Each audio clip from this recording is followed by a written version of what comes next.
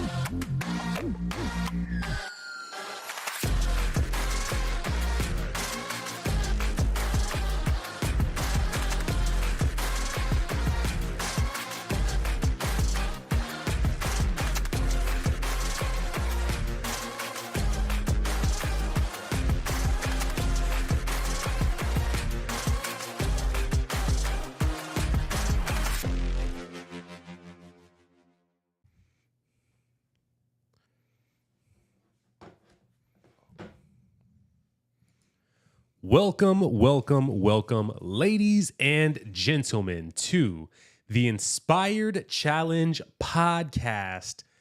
I am your host, Devontae Colonel, and I'm glad to be with you for yet another men's interview. Let's go. We are excited to be back in the house. And as you can see, we are joined by my guest here, one Mr. Bryan B. Thanks so much for having me. Bryan, man, it is so good to have you here. And man, getting into today's episode, I am excited. We are going to be talking about anxiety and the role that it plays with men, young men, and how we cope with that. So before we get into that, Bryan, tell the folks a little bit about yourself in terms of how old you are, your relationship status, what you do for work, your hobbies, and anything else pertinent about you, where you grew up at. Sure. So I'm Bryan B. I'm 25. I'll be actually 26 like this weekend, actually on Sunday. My birthday's on Sunday. And so that's how old I am. And then for hobbies, I really enjoy playing games. I paint, I read. And then for work, I'm a game designer. I've worked in a few different industry roles, and I'm currently looking for work as we speak, and also registered as a single. And so, yeah, that's basically me. And I grew up born in Florida, but actually raised in New York, then returned back for church and college and such. So, yeah, that's me. Awesome. Thank you, Bryan. And so today, the conversation that we're having is motivated because of the fact that Bryan, at a certain point, saw me in the men's breakfast that I've been attending for about the past year and a half. But it was only within about the past month that he saw, and he reached out to Shally because he and Shally used to go to church together before she and I got together. And reached out, said, "Hey, is this Devontae? I think I saw him, but I want to make sure." And Shally asked me, and I did confirm, yeah, I go to this thing. And so sure enough, we met up afterwards. And then this past Thursday, we even got a chance to sit at the same table and to discuss the material. And so, Bryan, I'm extremely excited to be able to have you on the podcast, to go from the place of just a certain amount of shyness that you may have had in the past to being willing to put yourself out on a platform like such. Man, it is a big nod to you stepping into less comfortable zones and just being willing to take that step. So good job on you, Bryan. Good job. Thank you. I want to give you that, man. And so let's go ahead and jump straight into it, man. So, in terms of you, like, set us up and share with us how you came to be where you're at right now. Take us from how did you grow up in your childhood? What influenced you heavily to where you are now? Yeah, so I really just growing up. It's like was raised in because a broken home, as they call it, sort of just mom and father sort of split up when I was super young. But um, through being raised by my mom, actually, like I was able to grow up being like in a Christian home, but more so lukewarm though. And so it wasn't until I moved on my own halfway through college that I really began to take my faith seriously. Then it really became to be saved by the Lord. But a huge influence on my life has been like my mom for sure. She's been like one of my big supporters and like someone that I look to, I guess, have an influence on me, make proud, I guess you could say. Then that my life has changed dramatically since I became saved by the Lord. Like all these sort of different things that I would do and say and act, like all that was just wiped away by the Lord. And now ever since then, I've just been trying to live my life in a way that honors the Lord and is kind and loving towards others as well. Yeah, man. And so for you, I know that how has it been for you in terms of I know that today we're going to be discussing anxiety. And when you mentioned being influenced so heavily by your mom, what did that look like in terms of how you went about deciding things for your future, how you went about deciding to treat people, how you treated your faith? Kind of unpack that for us. Sure. So, yeah, my mom like raised us to be believers, more so like lukewarm though, and so like not taking the faith super seriously, but sort of having the morals of like live by the golden rule, treat others how you want to be treated, that sort of thing. And so, my mom would sort of influence me to sort of just always try my best and just look to treat others well and just to be a good person and such. Obviously in the Christian faith, it's not about being a good person. It's really just about following the Lord and looking to do things that are loving to Him and others. And so, I guess that's really one of the big shifts for me is that like I for so long I was trying to make my mom proud, but then now I'm trying to shift to the mindset of just being like, okay, I need to live my life in a way that's honoring to the Lord and not just trying to please other people because yeah, it's like not growing up with a father. It's just like okay, made me sort of think like, oh yeah, like I have to, prove myself and such, and I have to make others like me in order to sort of get this affection or whatever, So that's something I'm looking to change, and I feel like I've grown in some ways in that area as well. Getting people to like you, kind of the people pleasing trait and whatnot, which is something that I wonder if because it's a trait that I had as well. And I wonder if there's a part of us that because we get used to kind of that adoration sense that we get from our mom, that we adopt the idea of like, oh, we want to do things to make mom happy. And then as we grow up, we look at the world through that lens. Do you think any of that translates to you? Yeah, I'd say so. Yeah, because even just like right now I'm looking for work, but even my previous jobs, like I was like to my managers, like, oh yeah, am I doing a good job? Am I doing a good job? And sort of just trying to appease others, but then sometimes it can come at the expense of looking at the opinion of others too much rather than what God says and what God thinks. And so yeah, that's something that's definitely been a stronghold in my life that I'm just looking to overcome and just trying to take steps to overcome that. It's been a challenge, but I've definitely seen some growth points.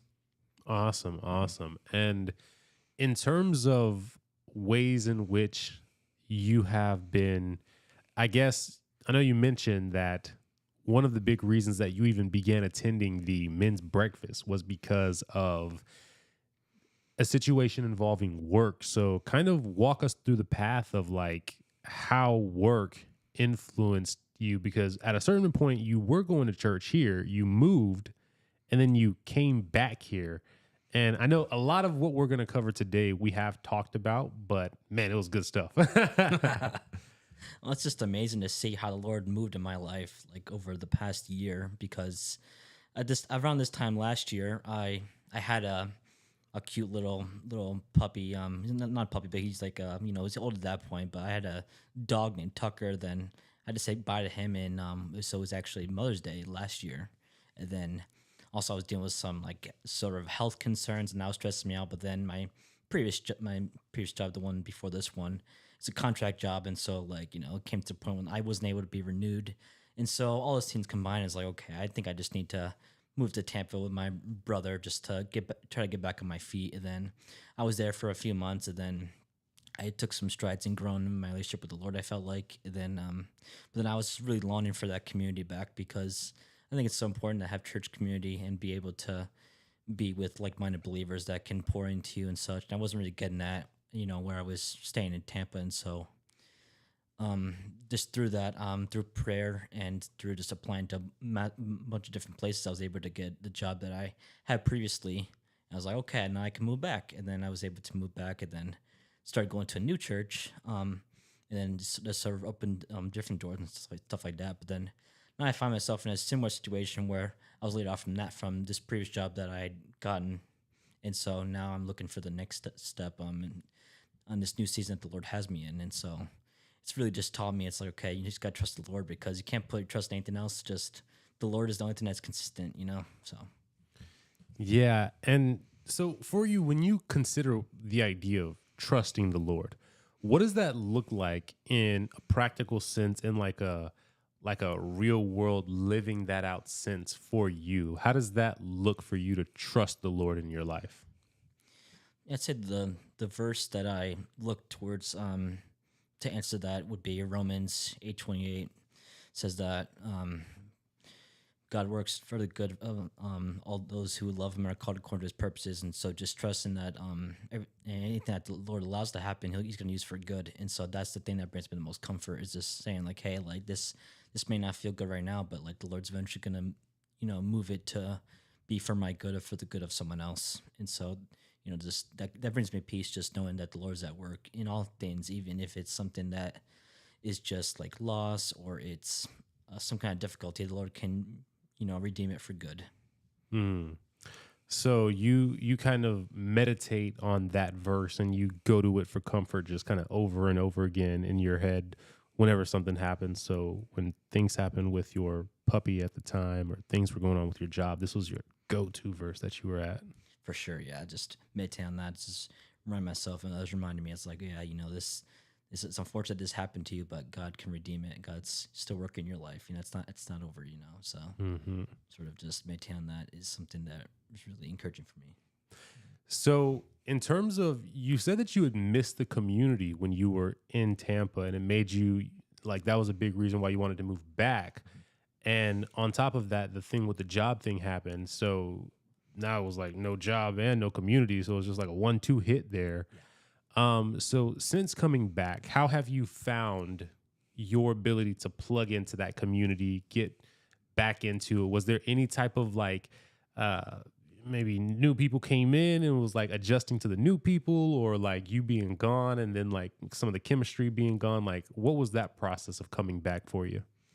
Yeah, I'd say it was a bit of adjustment, because I was just, I was so used to staying with my brother. Then, it's, love my family and such, but sometimes we can get under each other's skin. And so it gets just getting used to sort of being around my friends and such. And that chemistry was sort of just different, just because it was away for so long. And like, we kept in touch with the phone and stuff like that, but obviously it's a different beast, like when you're, there in person. And so, yeah, it took me a little bit to kind of get used to living in Orlando again. Like where I was staying in Tampa was like more of like a rural area, and so it's not super busy. And then in Orlando, it's like, okay, and just busy and a lot of people and such. And so there's a few things I had to adjust to. But after about like 2 months, I was felt like I was back in the swing of things.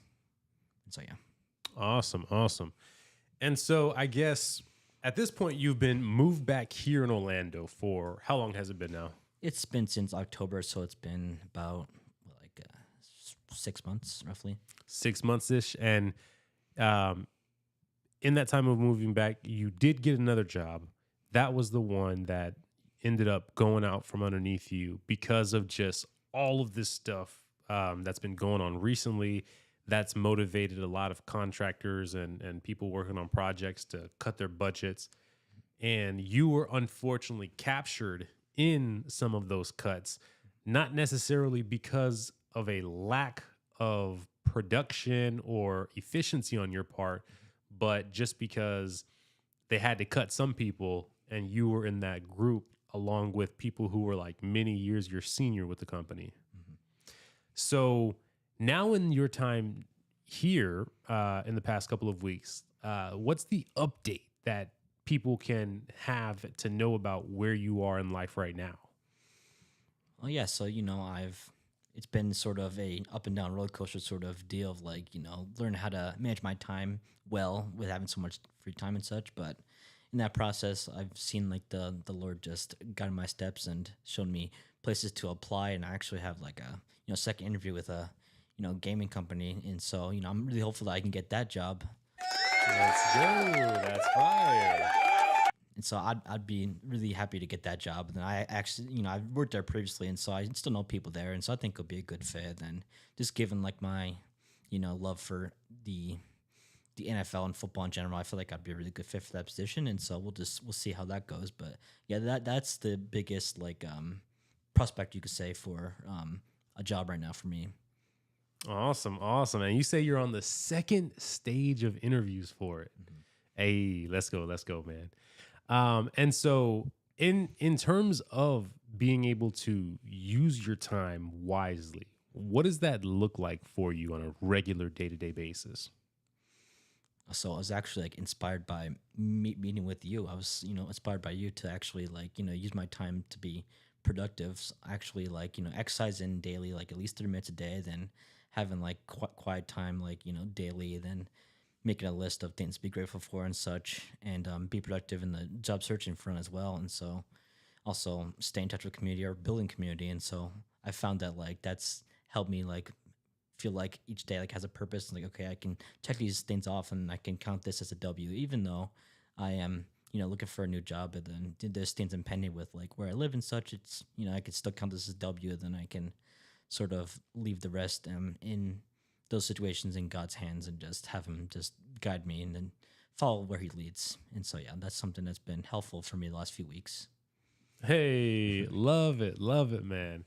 And so I guess in terms of that conversation that we did have, so there was that portion, but I know we talked a lot. I think we talked for, 3 to 4 hours at the time. Something like that. So I guess besides that specific portion, what else from that conversation was something that had any type of resonance with you? I know, this is a strange question. Hey, think back right now to that conversation. What stuck out to you from that? We talked about a lot of great things, but one thing that really stuck with me is that I talked to Devontae about just preparing for marriage and stuff like that. And one thing that he mentioned to me was that just reminded me to use my time in singleness well to actually serve others. And he told me oh yeah, maybe get involved in serving the youth and church body. And then I was thinking oh yeah, that'd be a great opportunity. And it's something I've actually thought about doing. And just I want to be able to serve more practically speaking in the church, not just in my Bible study group. And so it's something I definitely want to look to get into soon, is look for opportunities to be able to disciple young men or / students, and being able to do that would be really cool to do. Then I feel in that you would develop some character that maybe right now I'm lacking in my singleness, maybe just being more of a servant of others rather than just thinking oh yeah, what was me sort of deal. That's sometimes I can struggle with that. And so just sort of putting that away, then serving others the best way I can, I think is something that is really important to do in time of singleness and having more time as well. That's awesome, man. That was a piece that resonated with you because, yeah, man, it's really the hack that I've seen. And I explained it to you at the time that all the young men that I knew that ended up going on to get married, they spent at least a year in the ministry of student ministry, serving kids, carving out time for them every single week to hang out with them. And in some cases, meeting with them outside of just the specific church night, but having maybe a meal with them or going to see a movie with them or serving with their student for like volunteer projects that the church was hosting. And so, yeah, man, I'm excited for that process to be able to take place for you. How was the progress on that going, anyways? Yeah, so I see opportunities at my church to be able to serve in that way. So really, I just need to take the leap of faith and just contact in the youth pastors, and then just really just be able to see like where I can serve and get plugged into. I think it's a matter of just like taking a leap of faith, really. Just like another thing we talked about is like there's no perfect time to get married or be in a relationship. But there's also, it seems to be like no perfect time to like jump into something like this, and so I just gotta just really just jump in and do it. Absolutely, absolutely. And so I want to ask you a number of questions that have to do with the idea of anxiety Sure. and kind of your counters or your answers to some of these. So the first one would be, when you think of anxiety, what symptoms come to your mind? I feel like anxiety is one of those things that's like multifaceted, and it can be different from person to person, but there are some things that remain consistent. Like, you have this sort of just fear of the unknown or fear of the future. And then, just, it's really just, it's rooted in fear. And then you have some physical symptoms, like maybe your heart will be faster, or you'll be shaking, or you'll feel like sort of this tension in different parts of your body. And so it really just varies from person to person, but depending on the severity of the anxiety, like the symptoms may increase or decrease. But yeah, those are some of the biggest ones, I'd say. I'm sorry, everyone. I made a note to Brian that we turn off the things, and I ain't turn off the thing. Oh my goodness. Okay, continue, Brian. Go ahead. Act like that didn't happen. No, that didn't happen. What didn't happen? But yeah, I'd say that's really the biggest things would just be like those symptoms that could be prevalent, and then it can affect people in like different ways. But I guess the biggest factor for me that I'm just trying to deal with is anxiety will always be there. I feel like just because this world is broken, and then it's ebbs and flows to everything, and so the biggest obstacle for me is just dealing with panic attacks. That's a big one for me, really. Hmm. Yeah, and I actually have a question for you in terms of the panic attacks. Sure. What does your diet consist of on a regular basis? Ooh, it's not phenomenal. It could be better. It could be better. Like I'll eat like processed food, and then I'll drink coffee.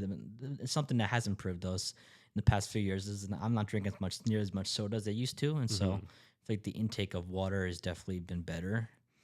But I will say that like there is a direct correlation between like diet and then also like lifestyle habits, like exercising and such. There's a direct correlation, I believe, to that, because when I've been exercising and staying on it and being disciplined in that, I found that my anxiety is lessened and pain attacks is actually lessened, and so there's definitely something to that. That's brilliant, man. No, yeah. So another thing that may be associated, and this is just a possibility. I'm not a doctor over here. My wife is though. But so my wife used to have all kinds of like defibrillations that would occur with her heart. And sometimes it would get into the range of like being like scarily, and not necessarily even from a panic attack, but just like extra palpitations that would occur or missed palpitations. And we were actually able to directly link it to her correlation of coffee. And it was caffeine in general. So not just coffee, but specifically caffeine, whether that's in teas as well. So we literally don't have a single bit of caffeinated tea that we carry right now. And she had to give up coffee, which she loved coffee. So that was tougher, tea and coffee. And so now she only has the decaffeinated tea. And there was one time I messed up and I gave her a Celsius. Celsius is like a bomb of caffeine. So her heart didn't explode, thank God. But in terms of working with your panic attacks, like how frequently would you say that these occur? Well, it's sort of like ebbed and flowed like throughout my life. But I guess right now, like look at it, it's like may happen like once every like few weeks, something like that. It really just kind of varies because like some weeks will be like worse, like maybe it's just like two or three in the span of a week, but maybe in like better weeks, like it happen like maybe like once twice a month, so it really just varies. But I've found that like when I drink too much coffee, like if I drink more than the cup that I have, I think I am definitely more easily fall into a panic attack. Really, is because it's just too much caffeine at that point, and so it definitely affects me negatively. Oh man, so you actually noticed the correlation with caffeine even before I mentioned anything. Yeah, yeah. Because I try not to drink like much more than what I drink in that cup of coffee. Anytime I drink more than that, then it could be a problem. And real quick, could you show the camera what your cup size is? Oh sure. Yeah. Yeah, no, this looks like way bigger, but like when you have ice in this, it's actually not a ton. It's about like a cup and a half, really, and such. So what is that? Maybe about 16 ounce, 24 ounces? Roughly, yeah, probably like probably like 18 ounces, something like that. 18 ounces? Okay, okay. But yeah, I found that anytime I drink more than that, it's definitely too much. Yeah. Definitely, if you could wean yourself bit by bit down more, that would be good. Luckily, you don't have like the fibrillations like how Shally was having. But I don't know, man. As we get older, our body changes. Yeah. Things we just don't handle it the same anymore, Yeah, so true. Yeah. They say ministry is built off of caffeine, but I don't know. Caffeine is seems to be good for 90%, and for 10% it gives heart attacks. Yeah, it can definitely be a problem if it's too much and it's not controlled. I mean, especially if you drink soda and stuff like that, like on top of coffee, that ends up being too much. Yeah. I can't do it anymore. So now, as we're looking in terms of like, let's play around a little bit with the concept of in terms of where you see anxiety actually present in life. Like, I'm going to give 3 to 5 different places, and you pick one that you find interesting. Okay. So there is in the dating world, the idea of building a family. There is ministry, friendship, and work. Which one do you want to pull the string on? Man, I'd say that like it's a tie between like dating and then potentially building a family one day, and then also work. I'd say those are some of the big ones, just because of the unknowns of all those, Yeah. But we can start whichever one you like to start with those that list. Sure. Let's pull the string of dating first here. Sure. So what anxieties for you do you have when thinking about that idea? Oh man, I think it's really rooted in like the people pleasing, because it's just like it's me thinking it's like, oh yeah, like will a girl ever like be able to accept this sort of mess and stuff like that? And it's I'm not kind to myself in that way, because we all have our different sort of struggles and difficulties, and the future spouse, like she would have her own sort of problems as well, and so it's just, and that's something I'm really encouraged by, is that like you told me it's. From what we talked about, it's like, oh yeah, like a marriage is not perfect. Like there are some difficulties, and I'm definitely grateful that like you brought them up to me, because like, oh yeah, like, me expecting like it's gonna be this fairy tale sort of perfect thing that all my problems will be solved, there's gonna be no problems. The world is trying to sell me. It's like that's not the case at all. So I appreciate you telling me about that. So yeah. Oh man. Okay. Here we're gonna get into a piece right here. Let me take a sip of this water real quick.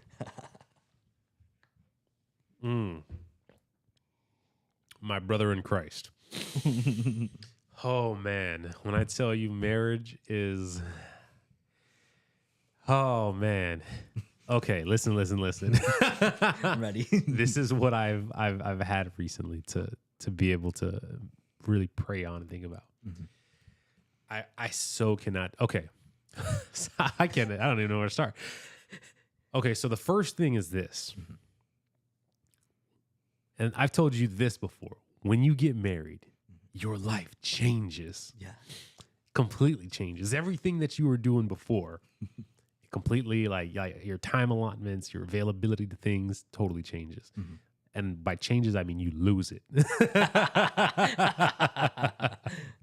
So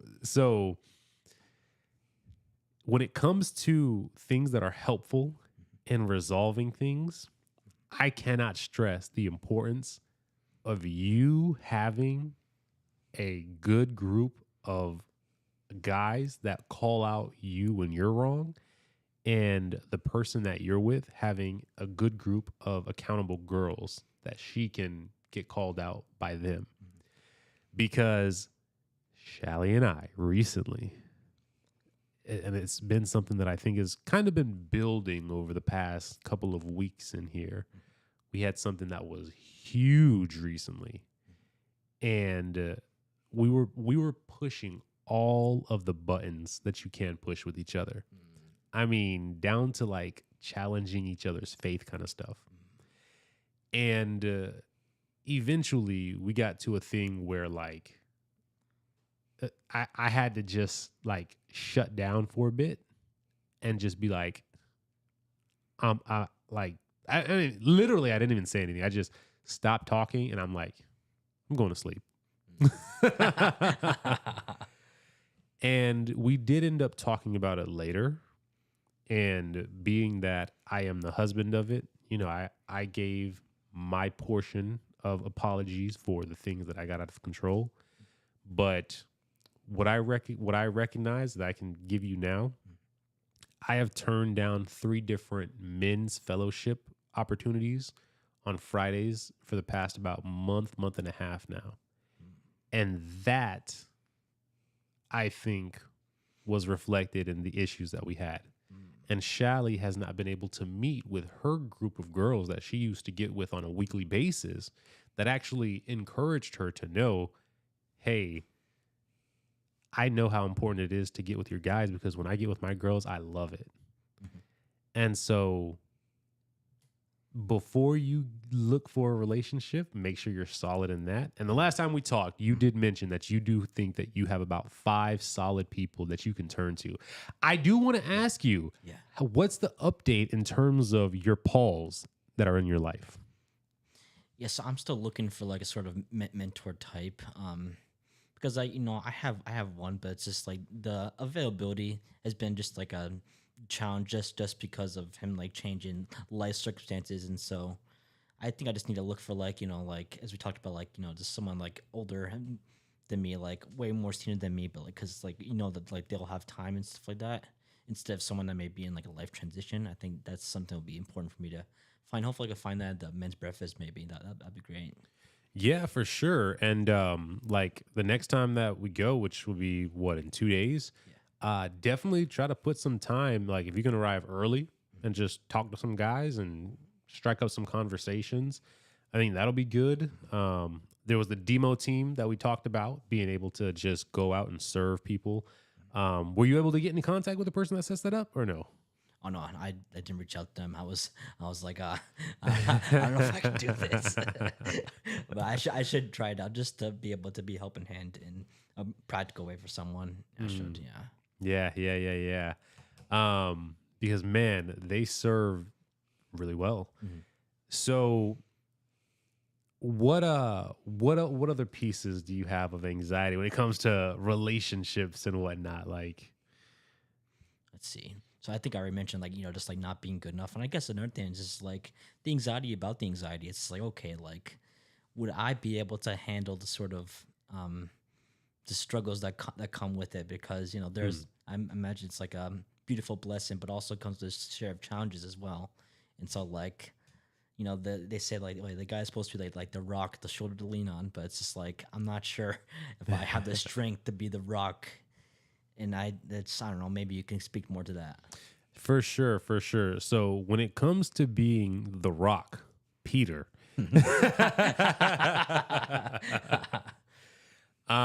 so I would reimagine it, because it's not necessarily that you're a rock, but it's more so that you are a solid buoy.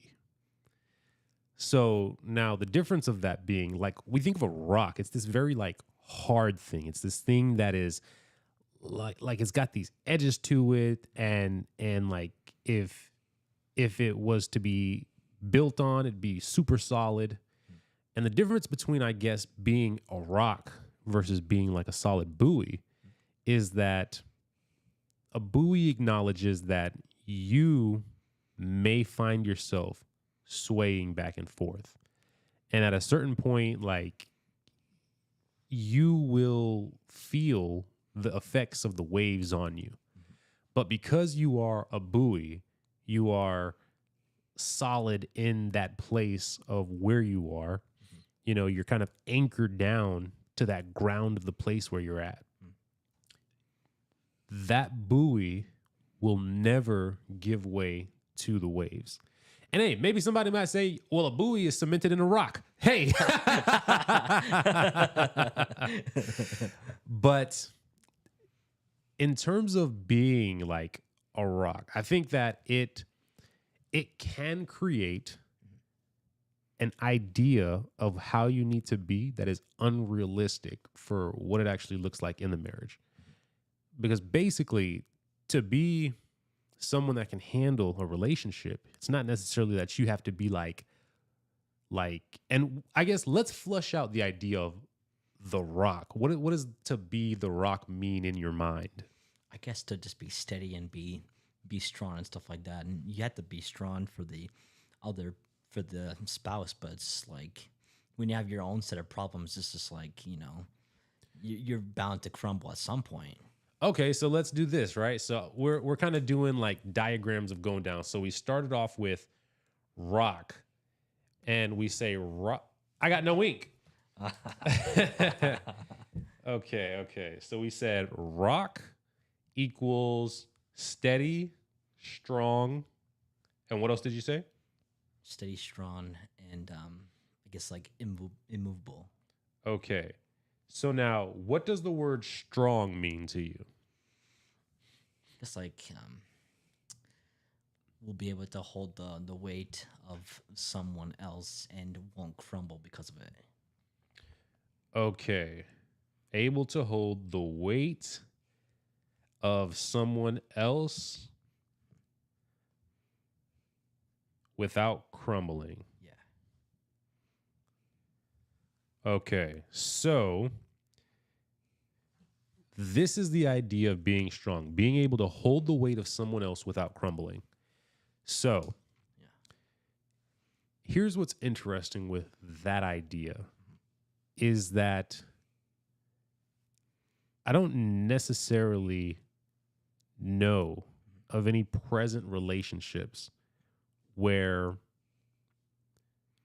the person looks at their job as a husband to hold the weight of their wife without breaking. So this is good news for you, because what this means is that's just a myth.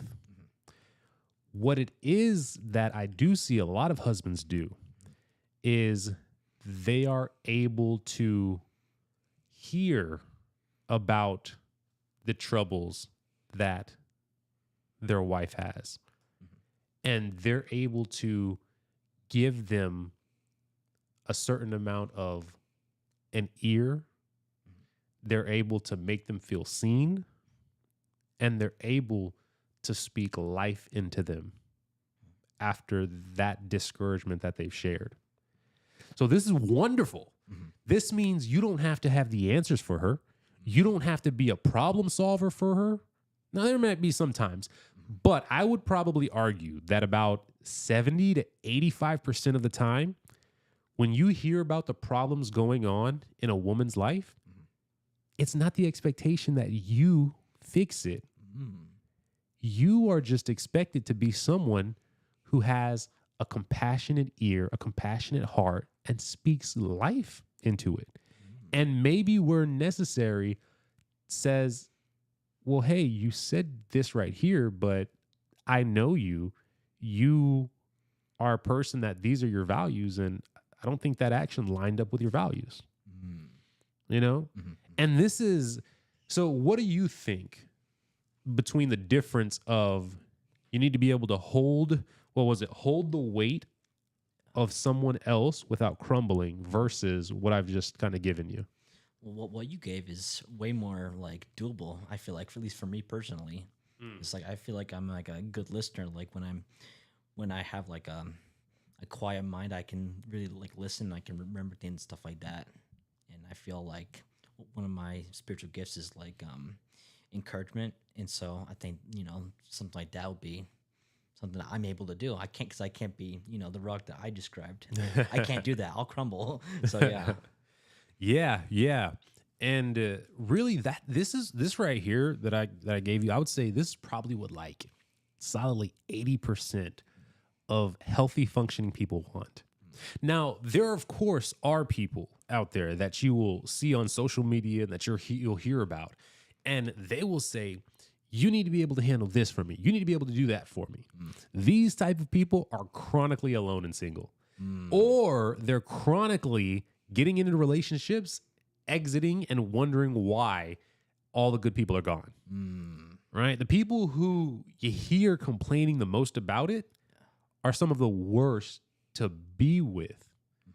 And the people who are quiet, who go unnoticed by you, these are actually the people who they have some of the best values. Now, they also have some things that need to be worked out, right? Like, let's say for yourself, you are for sure probably someone who's got like a good heart, like in terms of somebody dating you, like they would be able to know that you would be able to be a kind man. Yeah.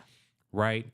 Now, that's not to say that you don't have some number of maybe insecurities, uncertainties about yourself, but the difference being that if you got with a partner that was able to be encouraging and speaking life into you, you would probably glom onto that person because you're like, man, you do such a great job of like hearing me and understanding me and da da da da. And it's the exact same thing with about 80% of like decent people in the world. And so what this means is if you give these traits to someone and it doesn't work out, either A, you guys just weren't a decent fit, which in that case, it's totally fine. It doesn't work out because, people are supposed to meet people and figure out if it works out. But B, it also means that potentially, and it's not necessarily saying this, but maybe that person isn't someone who is healthy enough to receive goodness and kindness and appreciate it, because everybody wants it, but not everybody knows how to appreciate it necessarily the correct way. Yeah. I've definitely seen that. There's these, deep rooted like issues that people need to deal with, myself included. It's just, and it's like, it seems like a never ending like cycle. It's, as we said earlier, it's like there's no perfect time to get married, but like if you can be in like in a decent spot, then it's like, okay, I feel like you're in a good spot at that point. Just deal with the most glaring issues that you have, I guess. Yeah, absolutely, 100%. So you mentioned that being the rock was something that you were nervous about, but now you feel a little bit more comfortable with knowing that you don't have to be the rock, but you just need to maybe, excuse me.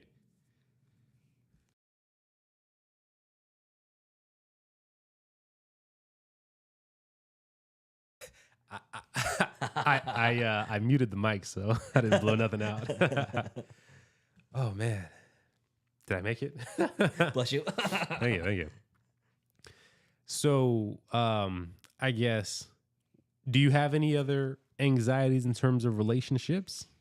I guess also just like where to sort of look for this, this spouse, because the online dating world seems like a a good place to look, but it's just really hard to like decipher out like the women who truly like know the Lord and then have a relationship with the Lord and they're looking to grow with the Lord, then someone who claims to be a Christian but then it's like they're not living it out based off of what you can tell from their life on their profile. And also it's just like just sort of trying to date within like friend groups can always come with its complications as well. It comes with the complications. And so I don't know how to navigate that. What steps have you taken so far? Well, I put myself out there on like online dating, and then I always keep my eyes open for like potentially like someone to be interested in like in a friend group, but I wouldn't really know what else to really do in that regard. Yeah. So you said you've been putting yourself in terms of like online and whatnot. So question I got to ask is your profile on point? That I don't know. Maybe it's not. Maybe it's not. I don't know. I've tried to like make different from how I have had it in the past. Mm-hmm. I'm not sure quite on how important it is. Does your profile scream Jesus as soon as you come onto it? Yeah, I make sure to make that evident. Like, Okay. Look for someone who loves the Lord as well. Mm-hmm. Yeah. Okay. We can spend some time after the podcast working on that a little bit. Cool. Yeah. Matches wise, how you doing in terms of that? Have you had matches? No matches? How you looking? A big goose egg, 0. Goose egg? Okay. Yeah, maybe something to edit with the profile, maybe. Okay. Perhaps. Yeah. Okay, so the where to look. Now, here's a good tip for you. This is something I want all young men to know. Okay. When it comes to places where you find women of all kinds, atheist, Christian, Hindu, fit, working on getting fit, like fun, high energy, brother, my brother in Christ. Here's where you want to go. Coffee shops, any type of dance class. I don't care what it is, hip hop, theater, jazz, ballet. You go to a dance class, you will have at least, and I'd be surprised if even this, a 7 out of 10 ratio of women to men. More than that is more likely to be like a 8.5 to 10, maybe 9 to 10 of women to men, meaning you're the only guy in there and there's like 7 or 8 girls in there. Yeah. You do that on a regular basis, become a fixture there, make plans, hang out with some of the people there. Sometimes it can materialize to something. You might just end up meeting a bunch of people who are cool people, but maybe some of those people know people. You hang out with them, you meet their friends, and you kind of keep. So, coffee shops, any type of dance area. And here's the key with this. People hear me say dance, especially guys. You guys hear me say dance, and you're like, oh, I can't dance, Devontae. I got 2 left feet. I've never moved to a rhythm in my life. It's not about the rhythm, man. It's about the environment. And it's about the fact that you're putting yourself in a place that is outside of your comfort zone, because we know that that's a huge necessity in terms of growing yourself. When I met my wife, one of the things that she loved about me is that I joined her in dance worship to the Lord. So that was a major factor for her. Also, my body was helped in toning it, sharpening it, getting it good from all the cardio. You know how many steps you get from dancing? Thousands of steps. You get controlled cardio, and they always do stretches. Stretches is really good for blood flow, aka helping out fatty mobilization. All the spaces of your body that are normally asleep because you don't stretch or anything, dances and the teachers that lead them will always make it a point to do thorough stretches, which means you're getting better blood flow, and it's ultimately better for your health in total.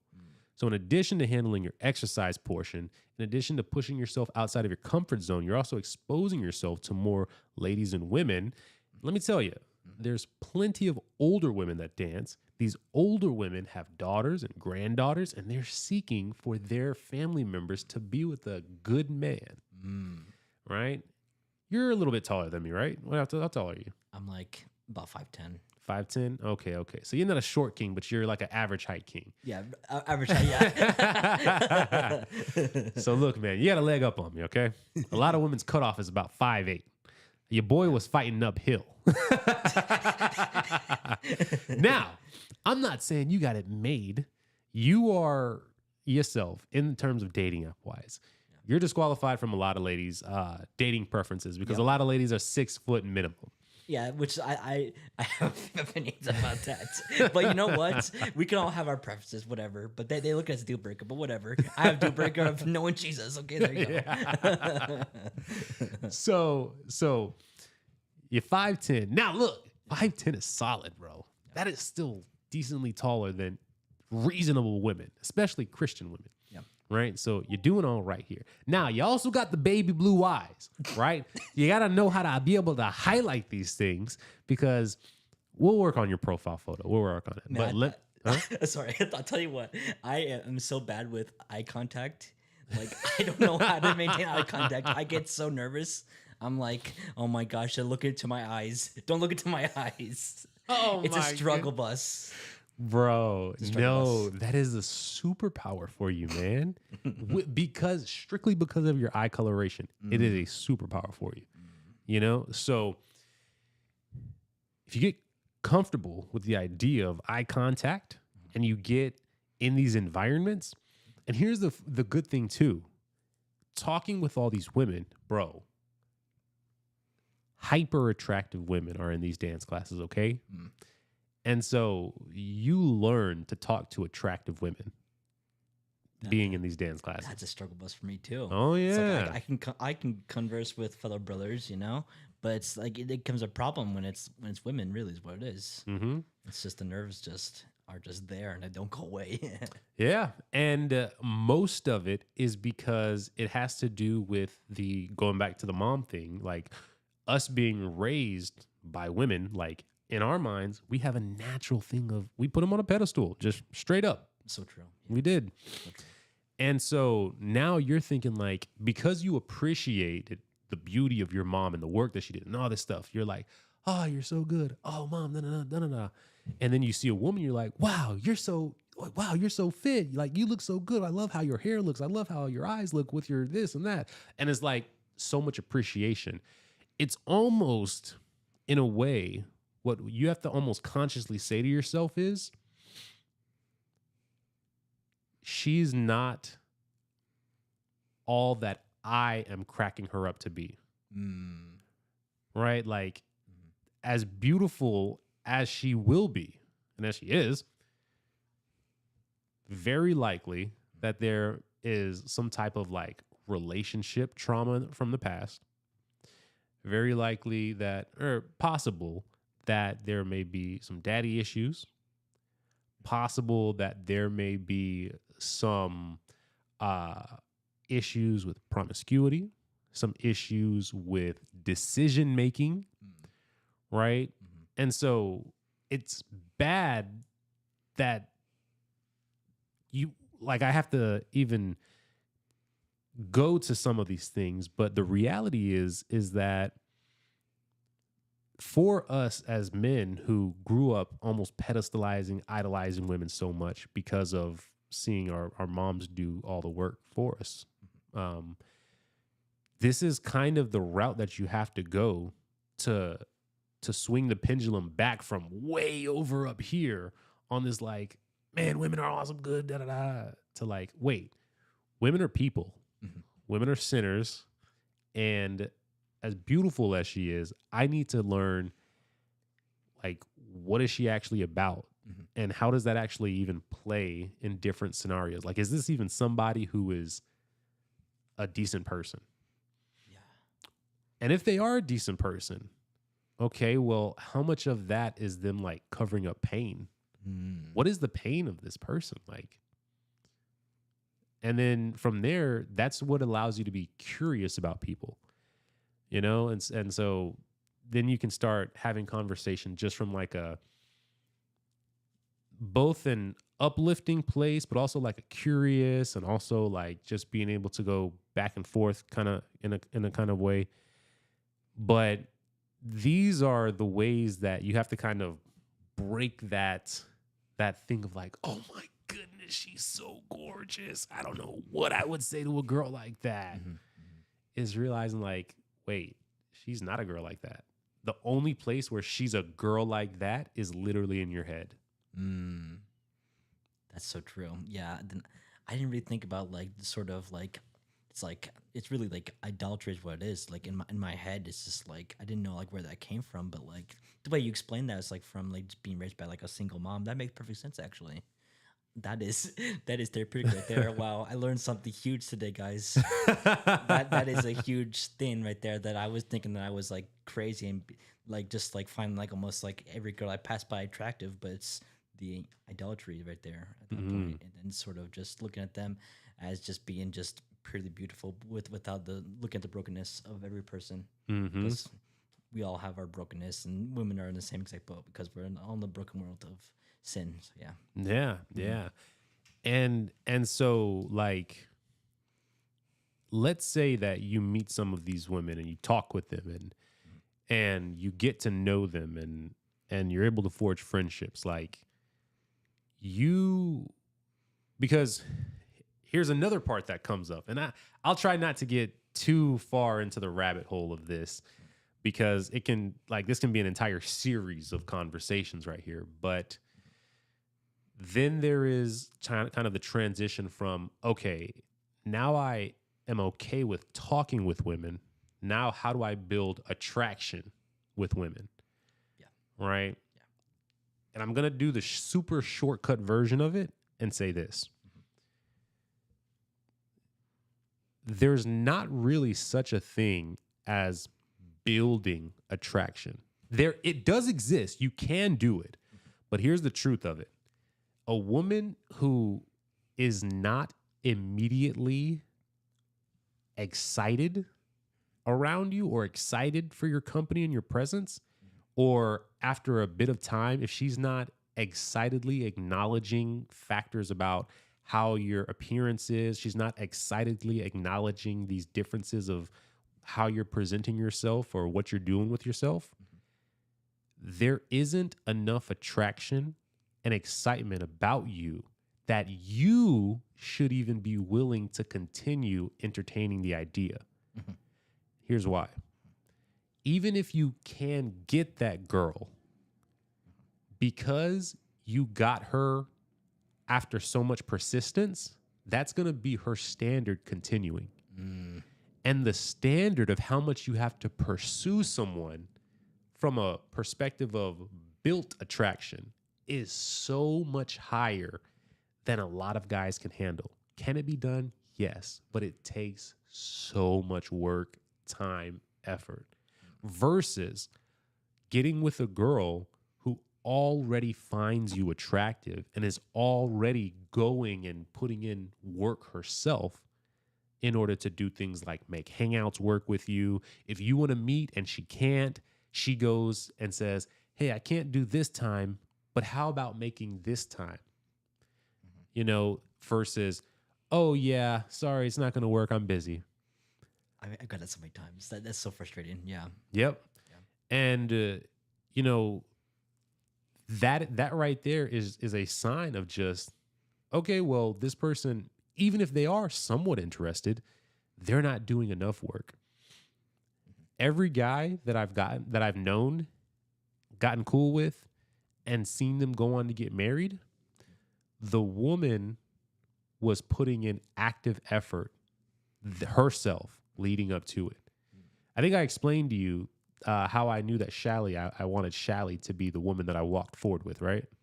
You like one of the things that you mentioned was that like you know when you would talk to her, like she wouldn't like you know try to make you like, you know, sin or whatever. Yeah, that's one thing you mentioned as well. It was that, and it was on our second date. She noticed my eyes were watering up, tearing up on our first date. On our second date, she showed up with eye drops and Kleenexes. Wow. And I'm like, so she's paying attention. She noticed what was going on, and she responded to what she noticed. You know what? This is enough effort. I know she's interested enough. I'm going to put down all the other girls who have like, some interest or good interest, or they're attracted enough. This girl clearly has high enough interest that she spent her time and her money on top of saying yes to another date. These are all clear green signs in terms of levels of excitement for going forward. This is what I would encourage you to look at is if there's not a level of excitement for you, you don't even want to continue to give that too much energy really anyways. You know, either a person is going to meet you and they're going to consider it a blessing that you're around them, or they're not. Yeah. And if they're not, thank God that you saved 2 weeks, 2 months, 2 years, 5 years of your life. Now you can continue looking for specifically a woman who does have that interest. That's so good. Yeah, I've had it so many times where like a woman would just like even more recently, like I was talking to a girl like my previous instance with using online dating, and then like we're just talking, and then like the first day of conversation was really good, but then it's just the following day like it's just like it was just not there. Then she basically said like, oh yeah, there's, and I was saying like romantic interest, but I want to give it time, and then I'm just like to myself like, oh yeah, it can't be developed as I now know. But I was thinking like, oh yeah, it could be developed if you talked on the phone. Wait. Okay. Yeah. Oh man. She matched me even though she wasn't romantically interested, which makes actually zero sense. Genuinely makes no sense to me. So okay, I'm gonna point to your mistake in that scenario. Let's go. Your mistake wasn't necessarily that there wasn't interest. Your mistake was that you let it go to a day 2. I should have just dropped it. Yeah. So here's the process. When you get a match with someone, your goal is not to have a conversation with them through the dating app or get to know them through the dating app. Your goal is simply say, hey, what my go-to thing was that had pretty good results was do something that was charming, a little witty, get that would get a response. And Shelly, to this day, if you ask her about the first thing she said to me, she'll say that she laughed at the thing that I proposed to her. That was her first interaction piece with me. Your goal is to do something that stands out upon first meeting her. And then after doing that standout thing, it is to let them know as organically and quickly as possible. And by this, I mean within 5 to 6 messages, you want to let them know, well, hey, I'm glad you have a sense of humor. I really like that. Obviously, I think you're attractive. That's why we matched. And to be honest, I don't really like to do the whole messaging on dating apps thing. So if you're cool with it, I'd prefer to get your phone number and then we can text and call through that. You actually want to get the person off of the dating app as close to 0 messages as possible. If you're going beyond 10, you're entering into like a yellow zone where more than likely they'll lose interest. And if you go beyond 20, it's cooked. I've had different instances where it's beyond 20, and then I've tried to do like within like 2, and then it's just like, oh yeah, for what reason they won't match with me? I'm like, why? What did I do? Yeah.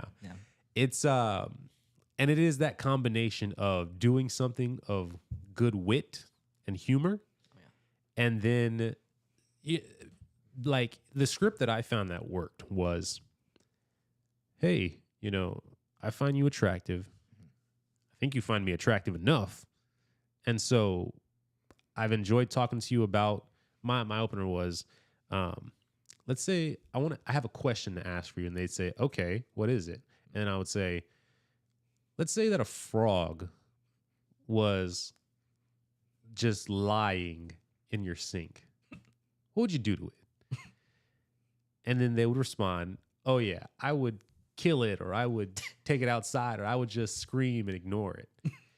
And I'm like, and for those, Shelly was one that she said that she would just take it outside. And so my response is like, oh dang, okay, that's pretty good right there. so you're not a heartless killer, okay? You're not a heartless killer, and you're not a pansy. And she's like, okay, so what's the reason of that? And then I would say, this was actually an assessment of the goodness of your character, because a frog, by a lot of girls' standards, is a disgusting creature. Yeah. And it's a creature that you wouldn't know what to do with. So based off how you treat the frog is how I know you'll treat me. That's good. That's good. And for a lot of the girls, they said, oh, wow, that actually makes a lot of sense. Yeah, okay. So you know that I'm a good person now. I'm like, I know you're good enough. So look, you've answered this question really well, and I see that you have a good sense of humor about things. I'd love to. I think I've just said this, right? I'd love to get your number, talk to you out of the dating app. Maybe we can set up like a video chat or a phone call soon. And no cap, some of the girls, instant unmatch, instant whatever. Great. That means you save so much time. Yeah. I would say out of about 30 girls that I had that conversation with, probably about 15 to 18 made it off the app. From that 15 to 18, I set up dates with 7 to 10 of them, I want to say. And then from those, I found Shally. So in a lot of ways, it's a numbers game. In a lot of ways, it is a process, a good process, you know. Yeah. Women equate wit to intelligence, which also equates to competency and the ability to take care of them, that feeling of safety. So crazy enough, wit could also be a feeling of safety. Yeah. I didn't really think about that, but that makes a lot of sense actually. Yeah. So yeah, man, we'll work on that piece right there. Nice. Awesome. Cool. But to give you some relief, you don't have to worry about like, I got to do all these things to make her like me.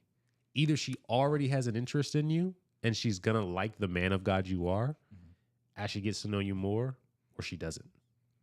It's just... Yeah, that simplifies it, really. It's just looking at it that way. It's like not think about too much like, oh, yeah, I got to get her like me. It's like, yeah, like she would already have an opinion. Yep. Based off of just the surface level. Then from there you go deeper. Yeah. 100%. That's good. Did you want to continue on this piece here, or did you have another thread you wanted to pull on? I think we had a good conversation about dating. Maybe we could shift to work if you want. For sure. So what's something with work you have? Oh man, it's just the sort of like, just wanted to do my job well, and it's just we all work because we got to be able to make ends meet and such, and it's like this sort of anxiety of being like, okay, like I don't want to mess up to where like I can no longer make ends meet. And also, it's like I want to glorify the Lord through my work and how I treat others. And I just want to be able to do enough to make those things possible. And then, sort of different like things will come up. Like say with my previous job, like with my anxiety and like panic attacks, like it made it kind of difficult for me to do like a part of my job that was pretty crucial. Is to be able to verify that something's working properly. And then I noticed that like I'd be just having like a lot of anxiety, and so like I'd be like, okay, like I know no one's gonna understand this if I explain to them, so let me just do the best I can and like try to power through it. But like that wasn't really helpful to me, and so now I kind of know it's like, okay, like it's not great for my mental health to be working in this space, so let me just not work in this space, So like with this new opportunity that I said in there earlier in this episode, it's just like that won't be a problem, and so it's like, okay, maybe I was just in the wrong space, because that previous job was just super stressful with deadlines and having a ton on my shoulders. And I know it's like higher paying, more responsibility, but it just kind of hit me like a rush of wind, just like unexpected. Yeah, and I think that just that speaks to like a self-awareness thing and an experience thing. Like probably one of the things that is the easiest to have happen is that we say yes to opportunities just because we're like, whoa, this is sweet. Yeah. And then next thing we know, we're way in over our head. Yeah. So like with my new job that I'll be starting soon, they had 3 positions available. And I know I've mentioned it to you. I think I've mentioned it to the audience. So you guys kind of on the same page here, but I'll say it for any new viewers. 3 positions. They had a person who acts as the host of it, that is prompting the client and kind of organizing what the show is going to look like. They have the person who's the photographer, and then they have the video editor. And so can I do photography? Sure. Am I great at it? By no means. I've never made $1 from photography.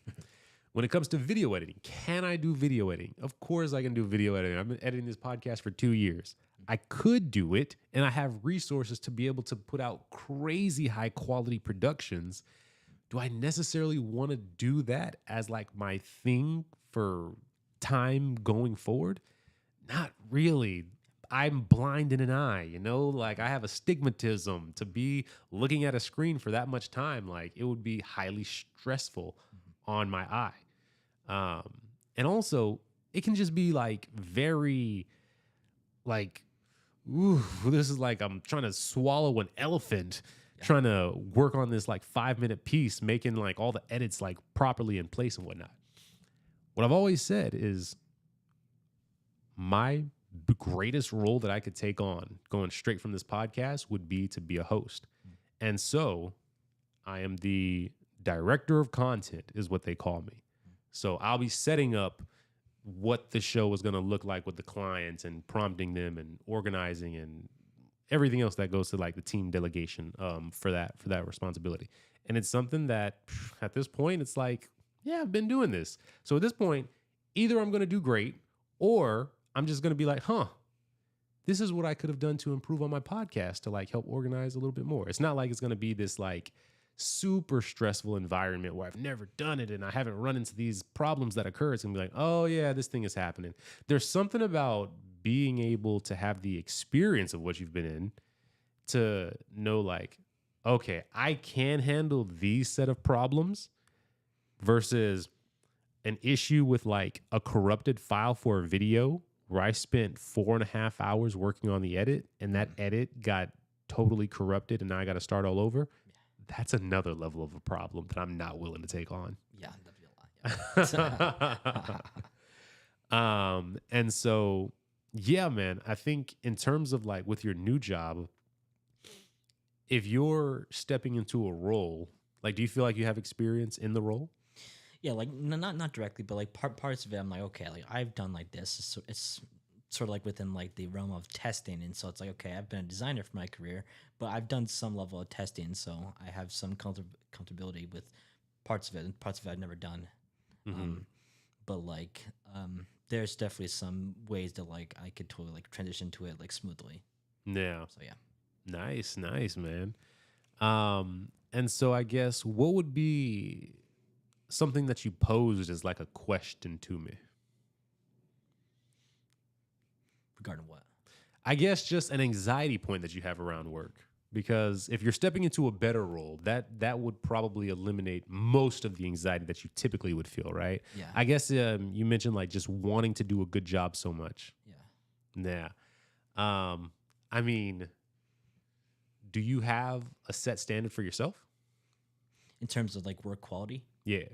Yeah, like I try my best to like just create like the best product possible for what I'm doing, but I realize it's part of me is also like sometimes I can be in this sort of headspace. It's like, okay, like I want this to be as good as possible, but just knowing that like, hey, it can't particularly be perfect per se, but like I just want it like for what I touch, like I want it to be good quality. And so I try my best to make good quality stuff, but then I realize that there's things outside of my control, like software that I'm using. It's like, okay, well, if this only has X amount of technical capabilities, then I can't really do much about that. So just working within my constraints as well, something that I've learned, and to not like stress about it too much. Just knowing that I'm doing the best I can with what I have. Mm-hmm. So, yeah. Yeah, 100%. And like, if you can be the person that can assess a limit that a thing has and being able to like point it out to people, like that's something they appreciate. They're like, huh, so you're telling me we can't even do that right here? Why not? Oh, well, yeah, you can get onto the tech stuff in it. And either they're like, oh, okay, so what do we need to do? And then you become the solution person going forward. Mm-hmm. That, or they're just like, now, if they're the type of employer where they're like, well, figure it out anyways. You know, what's the nearest thing that we can do that's approximate to this task right here? Yeah. And you're like, well, what we could do, I mean, it would be at a lower quality, but I could take this route and go here with this different software, and I could do this thing on Canva, and it end up creating something that does this. I mean, like, there are workarounds, but definitely, I know that's where the idea of like, if you can be the solutions person rather than just the, hey, here's the problem, I don't know what to do, but it's like, yeah, here's where we're at right now, and here's what we need to do. And if you want to make this happen, otherwise it won't be able to happen, type of thing. Yeah. So you feel like you're good on that? Yeah, like I try my best to be a solution person. Like what I always do is like look, so okay, like what are things that I can do myself to be like, okay, like I can try to fix a problem myself before I ask for help.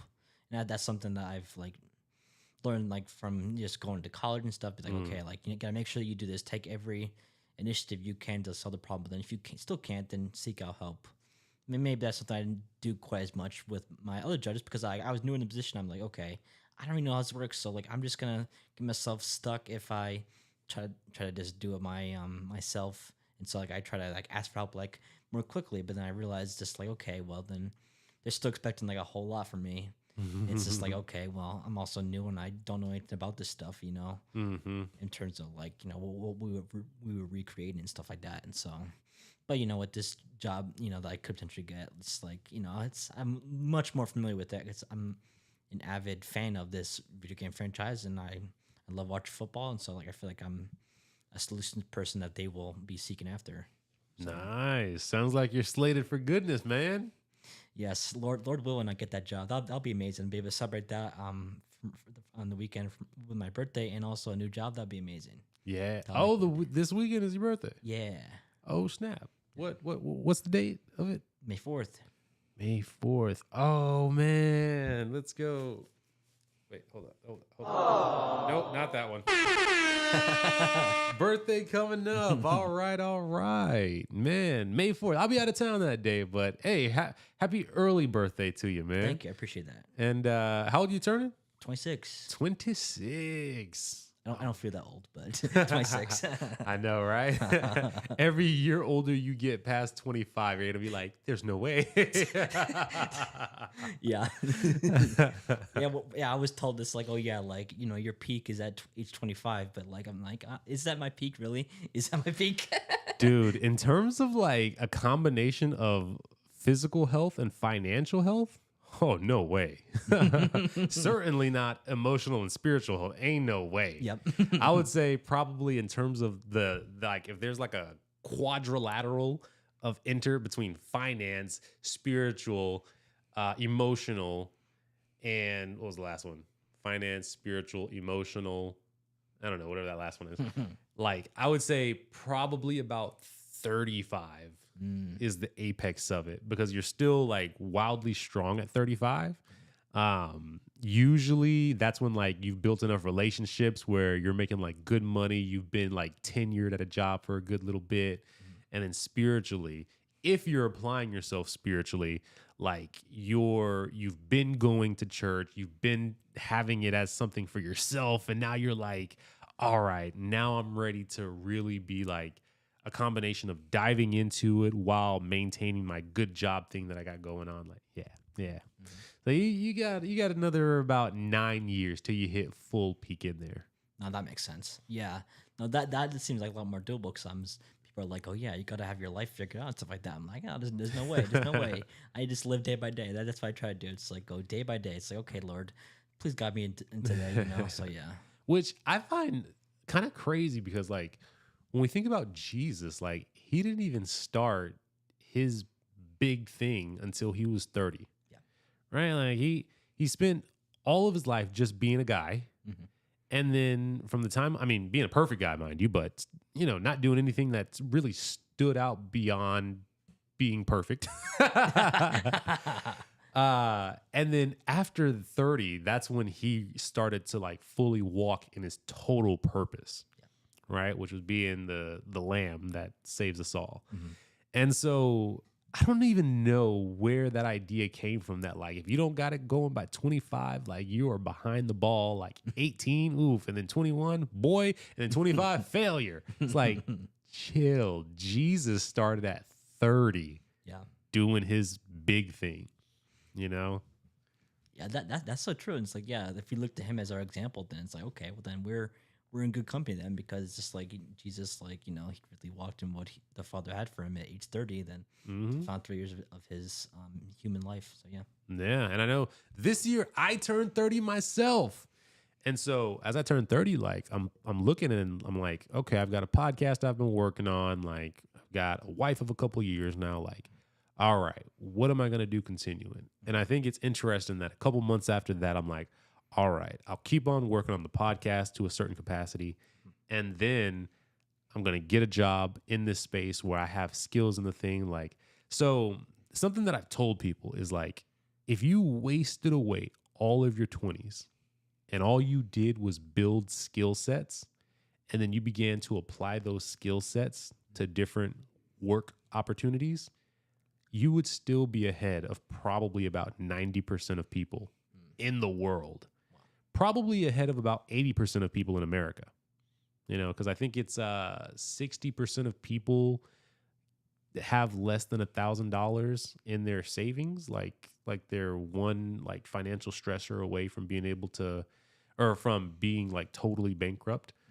And so, yeah, if you can not incur any debt, not make any wildly stupid decisions, and just build skill sets for 10 years, by 30, whew, start killing it, man. Yeah, and that'd be a great spot to be in. Like, yeah, I eventually want to come to the point where like I'm like debt free and have that financial freedom to have an emergency fund and stuff like that, and also be able to just help people in like a practical sense of like being able to give and stuff like that. That's definitely a goal for like maybe 10 years down the road. Maybe I feel like that might be realistic. Yeah, Mm-hmm. if I could just keep I'm doing well in my career and just I think that really the key for me is that like just like the last 2 years I've had like 2 jobs, and it's like okay, like part of that's not really my fault, but I guess in hindsight maybe I could have saw something that maybe would have said like, oh yeah, maybe this will go bad, and there's always that possibility. But just going back to like, oh yeah, God works all things for good, and just trusting like his plan, his timing, and those things is something that brings me comfort. Yeah, yeah. And man, just you've gotten back into, we talked about momentum. Like, I don't even really like the idea of momentum. I more think of it as being like truly aligned with the Holy Spirit. Like, you're getting back into a good process of being properly aligned with the Holy Spirit. You're in your sweet spot of work. I would say just bring an attitude of readiness and excitement to it. God willing that you get the job, and then just full application, my man. That's the key. Then from there, like I could like make the better like decision for my current life circumstances, like rooming with brothers in Christ and being able to save money instead of paycheck to paycheck, living in my own one bedroom apartment. That'll definitely help me a lot. So that's something I definitely want to do if my lease ends. So, yeah. I am curious right now, Sure. in terms of you living alone by yourself, like how are you managing to do that without job? I was luckily like I was able to be given like a severance package along with my last check, and so like that didn't doing the math. It allowed me to float like with no additional income for 1 month. Okay. So I'm like okay, like but basically I just gotta be able to get a job soon, and then, like okay, then I'm in a good spot. Gotcha. Okay, so you're about what, 3 weeks into that process now? Roughly, yeah, about 3 weeks. Okay. And so this month of May basically was like okay, like that's after pay the rent and then those other bills, and then it's like okay, well now we gotta get going because then that severance cushion is gone. So yeah. Okay, so how many jobs have you applied to since we've talked together? Ooh, that's a good question. Oh man, there's so many different ones. Like I'd say probably like maybe like between 10 to 15, something like that, somewhere around there. Okay. Just trying to also just be like selective and be like, okay, what can I realistically get? Given my resume and given like what I can do and stuff like that, instead of just mass applying to anything. So yeah. Does there become a point where you think that you need to just mass apply? I think if I don't get the job at what I'm interviewing for tomorrow, then that's when I'd be like, okay, I really gotta kick it up a notch. Like I gotta get back to mass applying like daily and stuff like that. That because I feel really good about my prospects of this job, and so if I can't get that, then yeah, I think at that point I have to become more desperate. So yeah. Makes sense, my man. And what is a final thread that you want to pull on in terms of talking about all the different pieces that we named for anxiety and whatnot? Yeah, I guess like we mentioned like build like a family, but I guess like you can sort of jumble that together and like future unknown stuff, like the unknown of the future. That's a big one for me. It's a huge one. Oh man, yeah, just the totality of things being unknown. Yeah, just being like, oh yeah, like, will I be able to find a woman to marry? Would I be able to have children at that point? Would I be a good father if I did, and stuff like that? And like, what my financial outlook will look, and like how my family like will look and such. All so many unknowns, it Mm. just stresses me out. Yep, yep, yep. It's man. It's so interesting looking at those questions from my perspective because like all of them I see now through the lens of like, oh, will I be able to find someone? Like for me, that question is answered in like, oh, am I willing to really apply myself through God's guidance and like grow in the ways that He leads me towards? A lot of guys that are Christians. Okay, you know what? I'm gonna just say it. This is a men's podcast. Let's go. A lot of guys as Christians are not the most attractively ready for women, but they are wildly spiritual and wildly able to do what is required of them. Yes. You know, uh, that applies to me as well.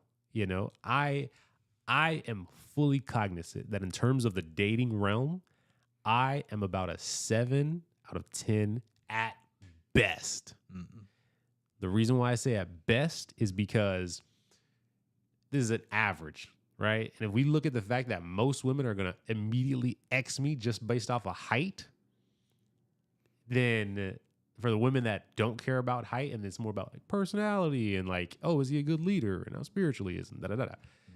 That at across all prospects that would be interested in the type of guy like me, that sits at about a 7 when you average it out with the total Xers. So there are some guys that fall in my realm. There are some guys that fall at like again like a in terms of attractiveness, physical attractiveness, sit at like a 4.